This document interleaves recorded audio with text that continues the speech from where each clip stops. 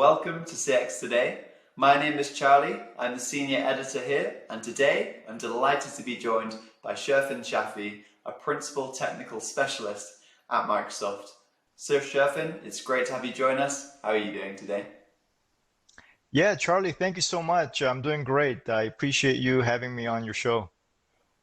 Well, it's great to have you with us. It's especially excellent to have the perspectives of somebody from Microsoft to talk through this topic on how to best integrate Microsoft Teams with the contact center. We talked to a lot of vendors about this, but it's great to share with our viewers and readers some content directly from Microsoft's and your own perspective.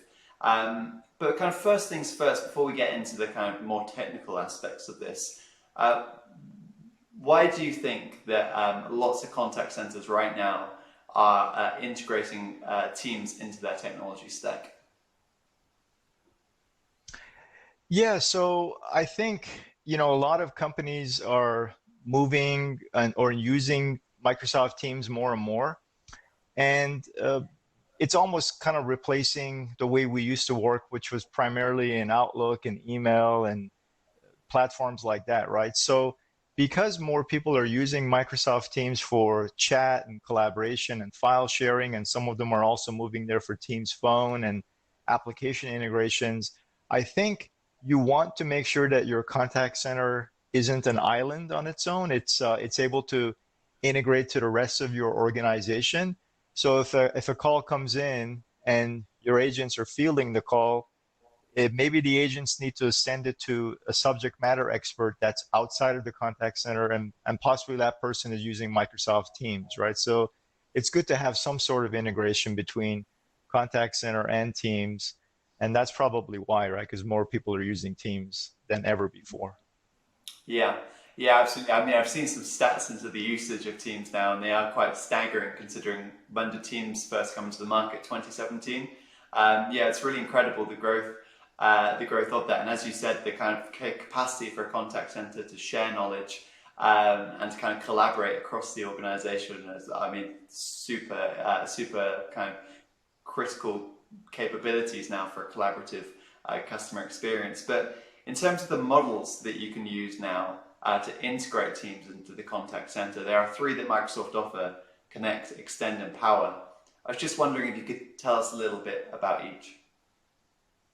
Yeah, that's a great question. So, before I even kind of go into the Connect, Extend, and the Power model for contact center, I will say that, there is another model even before that, which is the automated attendant and the queues and the voice-enabled channels that's built inside Teams, right? So the way I look at it is that if those native capabilities of Teams Phone, the automated attendant queues and voice channels, are not sufficient, and usually they are for light contact centers because you can build an IVR, a menu tree, there's speech recognition, text-to-speech, you can set your holidays, you can have different channels based on skills, and so it's pretty powerful as it is, right? But it's not really a full-fledged contact center. There isn't a supervisor desktop.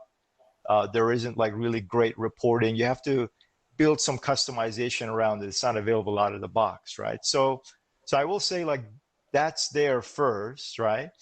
And then second, like you said, there's the Connect, Extend, and the Power model for Teams and the contact center certified partners that Microsoft has vetted out essentially.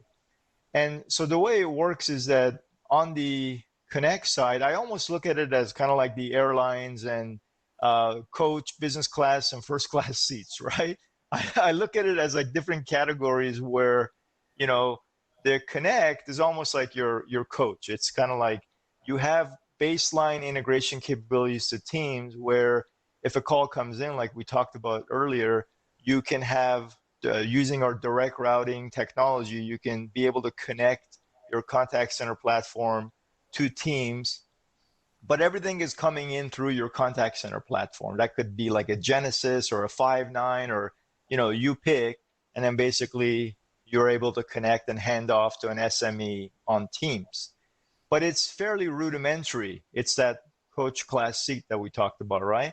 Then when you move up to the extend model, if you're kind of moving into business class and you have better food, better seats, that kind of stuff. And so on the contact center side, really what it is you have tighter integration. And one example that I would say is you're able to use the PSTN, the public switch telephony network, the trunking, the telco connectivity of Teams Phone, which is really nice, right? Because that's like the older PBX integration where you already have your trunking, you already have your phone system. Can I just connect the contact center to it? And with the extend model, the answer is yes, right? So you're able to leverage that infrastructure, have your agents be Teams Phone users, and then look at their present status, plug in your contact center. Company that I know does extend for sure is called Tenfold. That's one of the 12 or 13 certified partners that we have. And those guys basically, they have their application that can either be on the left rail of Teams or its own independent application, and it leverages the telco of Teams. And then I think the power model, which is the first class, problem is that's actually not here today. If you look at our website, it's a roadmap item. And the idea behind the power model is that it's going to be a single application, leveraging all the Graph API and the tools that Microsoft has. And so it'll be even tighter integration than what Extend has. I'm personally pretty happy with the way Extend looks today, but I guess Power is going to look even better in the future. So I hope that kind of clarifies those three models as well as the built-in functionality of Teams Phone.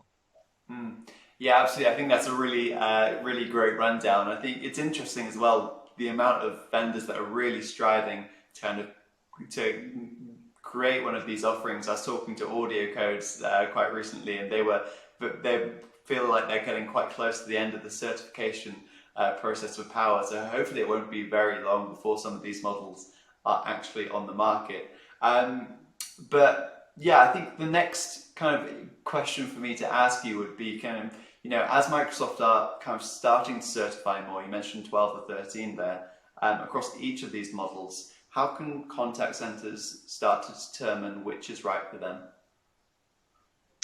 Yeah, so that's a great question. I think because these certified partners for contact center integration to Teams they're coming from different companies. I mentioned Tenfold, there's Anywhere365, Genesys, Five9, Luware. There's several more of them, right? And the list is growing. There's a whole section on the site that you can look at that talks about partners that are up and coming, that are not fully certified, and different models like you mentioned, right? So I think the best thing to do is actually engage and talk to each of those companies directly, because us as Microsoft employees, we have some idea of what their capabilities are, but you're never going to get the exact answer unless you talk to their engineers and their teams. And then they can do a demo, maybe do a proof of concept in your environment, and then with your knowledge of kind of asking the right questions, like are you in Extend? Are you in Connect? Are you using Teams telephony, PSTN? Are you using direct routing? How do you connect? You have to kind of know the types of questions to ask, right? So you ask these probing questions, you look at their demo, and then you get an idea of their capabilities. Is their application on its own? Is it inside the left rail of Teams? Does it matter to you? Do they have outbound dialing capabilities? Is it just inbound? Is it kind of omni-channel? So as you vet it out, right, as you look at their environment or their product, you can get a better idea of if it's a fit for you or not. So that would be my suggestion, right? Just reach out to each of them and look at it for yourself. Yeah, lots of really great ideas there, but it's interesting for me as well because also kind of a few months ago, Microsoft had now kind of launched their own CCaaS offering, which includes some embedded Teams capabilities within that. So kind of maybe in the future there'll be the option not kind of necessarily for an integration, but a kind of Teams contact center almost. But for now, kind of considering this Microsoft Digital Contact Center platform offering, should operations now start to consider this kind of as their core CCaaS platform? Right. So that's also a great question. And you did kind of mention something that I want to go to first before we go to the digital contact center platform, which is there is a possibility that, the Teams phone teams, the product groups inside Microsoft start to add additional functionality to this automated attendant call queue and voice enabled channels feature set, right? So if they can add more features like Whisper and Barge and supervisor engines and things like that, then they can kind of grow that product. And so I'm not quite sure what the possibilities are there or if it's a roadmap item, but I would say that that's also a possibility, right? So just kind of growing that out. Now, on the digital contact center platform, which was announced in just recently at one of our shows, I really look at it as kind of like the evolution of Dynamics 365, right? Because Dynamics has always had that CRM, the customer relationship management engine, and then slowly different modules were added to it.